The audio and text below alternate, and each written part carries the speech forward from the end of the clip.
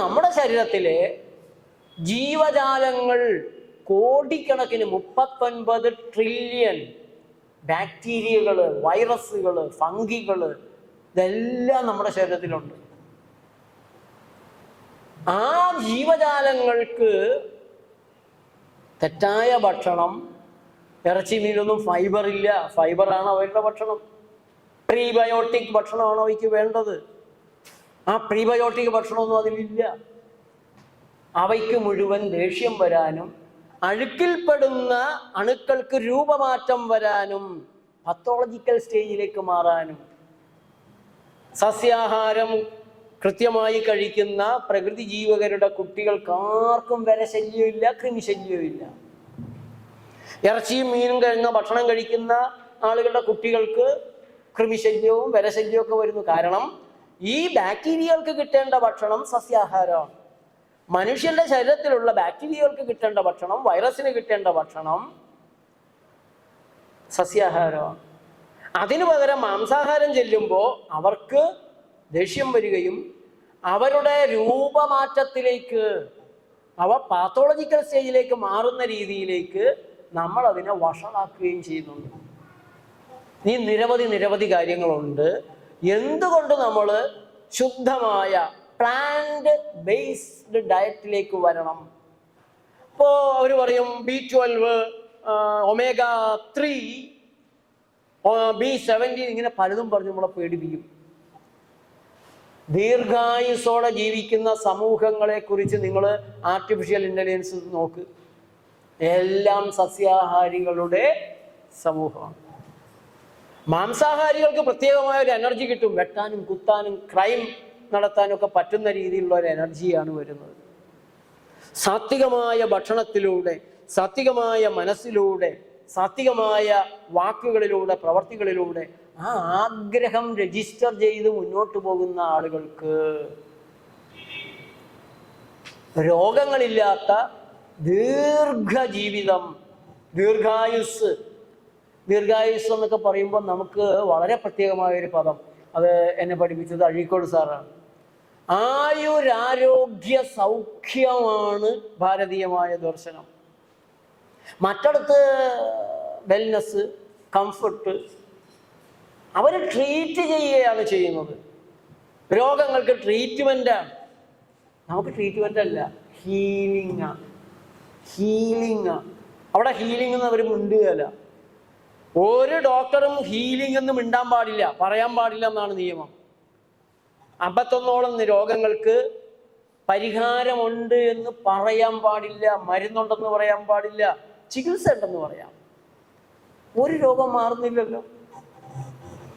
നമ്മൾ തിരിച്ചറിയേണ്ട ഒരു കാര്യം, ഒരു രോഗവും ആശുപത്രികൾ മാറ്റിത്തരാമെന്ന് പറയുന്നില്ല, മാറ്റുന്നില്ല. ജീവിതകാലം മുഴുവൻ നിങ്ങളെ അവർ ചികിത്സിച്ചുകൊണ്ടിരിക്കും.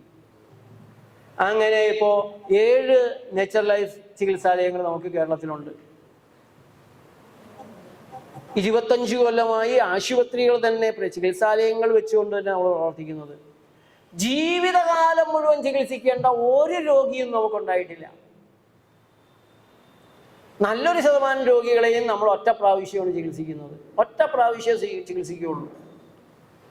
രോഗിയായി വരിക, ഡോക്ടറായി മടങ്ങുക. 90% നേച്ചർ ലൈഫിൽ ഈ 25 കൊല്ലം കൊണ്ട് ലക്ഷക്കണക്കിന് ആളുകൾ വന്നിട്ടുണ്ട്. ക്ലാസ് കേട്ടും പുസ്തകം വായിച്ചും ഫോണിലൂടെ വിളിച്ച് ചോദിച്ചും അവിടെ വന്ന് കിടന്നൊക്കെ ആയിട്ട് ലക്ഷക്കണക്കിന് ആളുകൾ വന്നിട്ടുണ്ട്.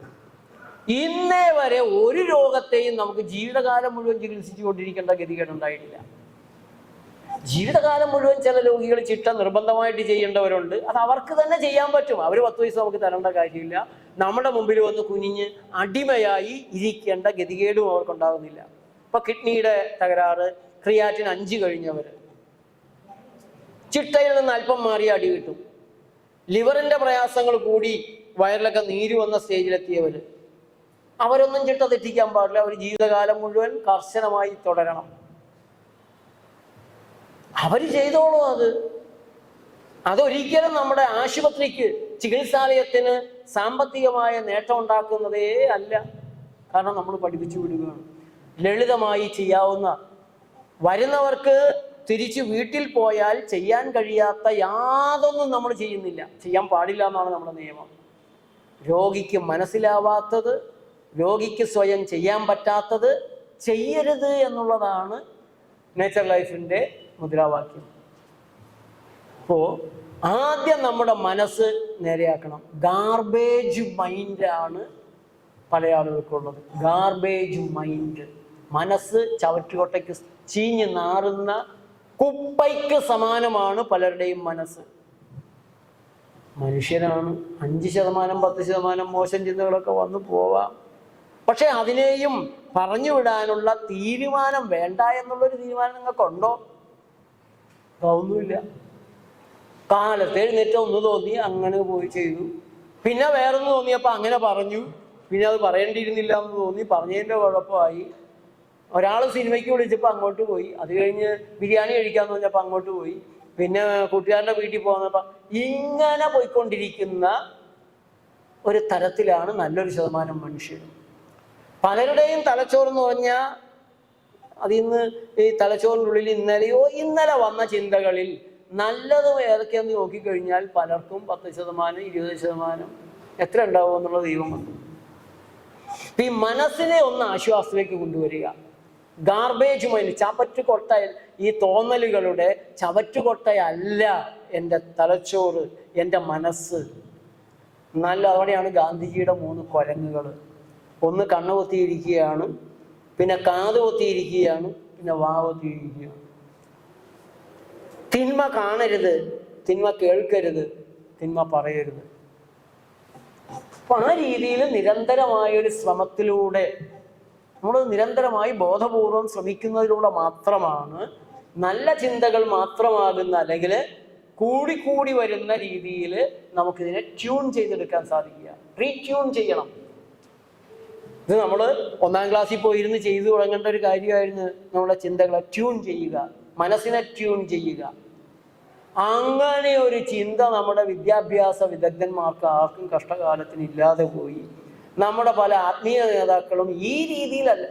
നമ്മൾ ഗീത വായിക്കുന്നുണ്ട്, ഗീത വായിക്കുന്ന എത്രയോ ആളുകൾ വായിക്കുന്നു, ദിവസവും വായിക്കുന്നുണ്ട്. കുങ്കുമം ചുമക്കുന്നു ഗർഭം എന്ന് പറഞ്ഞ രീതിയിൽ അവർ വായിക്കുന്നുണ്ട്, പോകുന്നുണ്ട്. അതിൻ്റെ ഈ തരത്തിൽ നമ്മുടെ ശരീരത്തെ, നമ്മുടെ ചിന്തകളെ ട്യൂൺ ചെയ്ത് പോകണം. ഒന്ന്. നല്ലൊരു ശതമാനം ആളുകളുടെ ശരീരമോ അതും ഗാർബേജാ. ഒരു അമ്മയോട് പറഞ്ഞു അത് പിന്നെ പഴയെന്ന് എഴുതിയിട്ട് കഴിക്കാതിരിക്കാൻ പറ്റുമോ? വീട്ടിൽ ഞങ്ങൾ 2-3 പേരേ ഉള്ളൂ, അവൻ ചിലപ്പോൾ വരത്തുമില്ല, അത് ബാക്കിയായാൽ പിന്നെ എന്ത് ചെയ്യും സാറേ? ഭക്ഷണം ആഹാരം അല്ലയോ, കളയാൻ പറ്റുമോ സാറേ? അപ്പം ഞാൻ അതുകൊണ്ട് എന്ത് ചെയ്യും?